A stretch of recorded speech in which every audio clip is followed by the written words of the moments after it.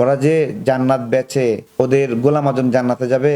ওরা যাকে মুরব্বী মানে তারাই তো জান্নাতে যাবে না, তাহলে বাকি সাধারণ মানুষকে জান্নাতে নেবে কিভাবে? যেই দলের লোকেরা মনে করে পিছন থেকে জড়ায় ধরা সুন্নত, তাদেরকে আপনি ইসলামিক দল বলবেন? এরা মানুষ বলেন, একটা ভুল করে জড়ায় ধরছে জামাতের আমির, এটাকে এরা সুন্নত বানাই দিচ্ছে। কি একটা অবস্থা! আমরা জানি যে ঈদে কোলাকুলি করা সুন্নত বা এরকম একটা বিষয় আমরা জানি। চুমু খাওয়ার ক্ষেত্রেও দুই ভুর মাঝখানে এখানে একটা বিধান আছে, এইটুকু বিধান, কিন্তু সে যেভাবে ঠোঁট লয়ে কামড় দেয়, এটা তো সুন্নতের পর্যায়ে পড়বে না। এগুলো জামাতের অভিশাপ, যে একটা বাম সংগঠন থেকে একটা আসা মানুষকে, যে কোনো আলেম না, কোনো মুফতি না, ইসলামিক নাম দলের সাথে আছে, তাকে সেই দলের প্রধান বানায় দিছে। এটা জামাতের দুঃখ। সিরিয়াল করেন, জামাতের শফিকুর রহমান সাহেব সে কোনো আলেম না, তাহের সাহেব কোনো আলেম না, গোলাম পরোয়ার কোনো আলেম না, এই একবার সিরিয়াল আরো যারা যারা আছে খুঁজে বের করেন না, আলেম না। তো এরা কিসের ইসলামিক দল বলেন? ইসলাম কি গণহত্যার কথা বলে? ইসলাম কি ধর্ষণের কথা বলে? তা এরা সব করছে না নাকি করেনি?